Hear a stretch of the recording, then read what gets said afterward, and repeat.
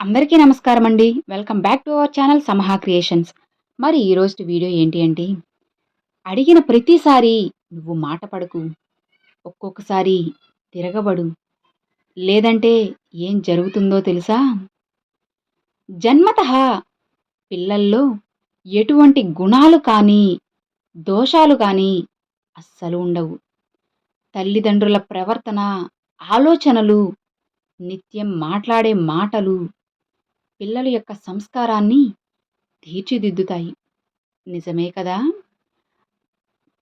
అడవికి రాజైన అవసరానికి తలవంచక తప్పదు. ఇప్పటి వరకు నేను భగవంతుణ్ణే చూడలేదు అని ఎప్పుడూ కూడా చెప్పకండి. ఎందుకంటే కష్టకాలంలో మనకి సహాయం చేసే ప్రతి ఒక్కరు కూడా భగవంతునితో సమానమే. గుర్తుపెట్టుకోండి.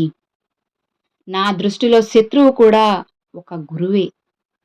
ఎందుకో తెలుసా? మనం చేసే చెడును నిక్కచ్చిగా చెప్పేది వారొక్కరే. కాదంటారా మీరే చెప్పండి? చీకట్లోనే చుక్కల యొక్క అందం కనిపిస్తుంది. అలానే కష్టాల్లోనే జీవితం యొక్క విలువ తెలుస్తుంది. మనిషి ఇతరులతో చేసే యుద్ధం కన్నా తనతో తాను, తన మనసుతో చేసే సంఘర్షణే ఎంతో పెద్దది, కష్టమైంది. ప్రతిసారి నువ్వు ఇతరుల దగ్గర మాట పడకు. ఒక్కొక్కసారి తిరగబడు. లేదంటే నీకు విలువ లేకుండా పోతుంది. వాళ్ళ నోర్లు అస్సలు ఆగవు. కోల్పోయినవి పొందలేనేమో గాని, పొందేవి మాత్రం కోల్పోయిన వాటికంటే గొప్పగా ఉండాలి. నిజమే కదా? కొన్నిసార్లు నమ్మకం ఎంత బలంగా ఉంటుందో అంటే, పూర్తిగా మోసపోతున్నాము అని తెలుసుకోలేనంత బలహీనంగా మారిపోతుంది. మనసులో మాలిన్యం ఉన్నప్పుడు శరీరాన్ని ఎంత శుభ్రంగా ఉంచుకుంటే మాత్రం ఏం లాభం చెప్పండి? చేపలు రాత్రింబవళ్ళు నీళ్ళలోనే ఉన్నా వాటి వాసన అస్సలు పోదు కదా! నేను ఏం చెప్తున్నానో అర్థమవుతుంది కదా? సోమరిపోతుకు వర్తమానం లేదు. అలానే భవిష్యత్తు కూడా అస్సలు ఉండదు. కళ్ళు లేని వ్యక్తికి అద్దం ఎంత ఉపయోగపడుతుందో, మూర్ఖుడికి పుస్తకం కూడా అంతే ఉపయోగపడుతుంది. అర్థమవుతుంది కదా? నక్షత్రాలు ఎన్ని ఉన్నా కానీ చీకటిని చెదరగొట్టేది మాత్రం చంద్రుడు మాత్రమే. విజయం అనేది అదృష్టానికి సంబంధించింది కాదు. బాగా ఆలోచించి చేసే చర్య యొక్క ఫలితం. గుర్తుపెట్టుకోండి మీరే. నీతో ఉండడానికి ఒక దుర్మార్గుడు, అలాగే ఒక పాము, వీళ్ళిద్దరి మధ్య ఒకరిని ఎంచుకోవాల్సి వస్తే పామునే ఎంచుకో. పాము తన ఆత్మరక్షణ కోసం కాటు వెయ్యాలని చూస్తుంది. కానీ దుర్మార్గుడికి మాత్రం ఎలాంటి కారణం కూడా అస్సలు అవసరముండదు. ప్రతి స్నేహం వెనుక ఏదో ఒక స్వార్థం తప్పకుండా ఉంటుంది. స్వార్థం లేనిదే స్నేహం ఉండదు. ఇది ఒక చేదైన నిజం. సమతుల్యమైన మనసుతో ఇంకా సమానమైన కాఠిన్యం అనేది లేదు. సంతృప్తితో సమానమైన ఆనందమే లేదు. అలాగే అత్యాశకు మించిన రోగం లేదు.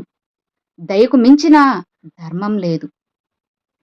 నువ్వు ఒక పనిని ప్రారంభించే ముందు ఈ 3 విషయాల గురించి నిన్ను నువ్వు ప్రశ్నించుకో. నేను ఇది ఎందుకు చేస్తున్నాను? దీని యొక్క ఫలితం ఎలా ఉంటుంది? దీనిలో విజయం సాధ్యమా లేదా? ఒక్కసారి లోతుగా ఆలోచించండి. మీకే తెలుస్తుంది.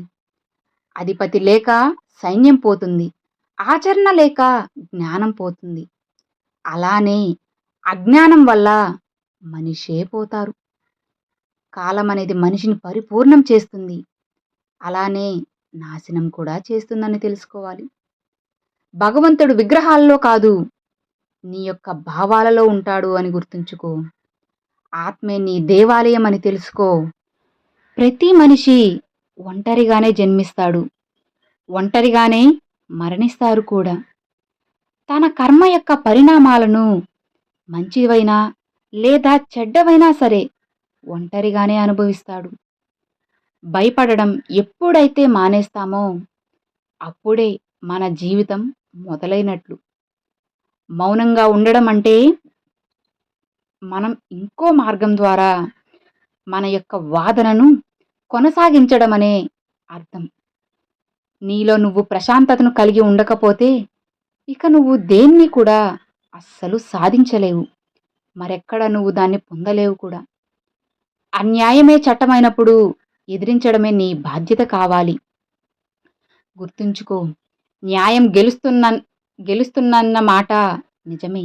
కానీ గెలిచిందంతా న్యాయం కాదు. 100 మంది చేయలేని పనిని ఒక హేళన చేస్తుంది. అలానే ఈ జన్మను సద్వినియోగం చేసుకోకుండా లేని జన్మను గురించి ఆలోచించడం అజ్ఞానం. నువ్వు రోజూ అబద్ధం ఆడితే అది నిన్ను రేపు కూడా అబద్ధం ఆడాల్సిన పరిస్థితిని తీసుకువస్తుంది. ఆ పరిస్థితికి దిగజారుస్తుంది. కాబట్టి ఎప్పుడూ అలా చేయకు. Thanks for watching friends.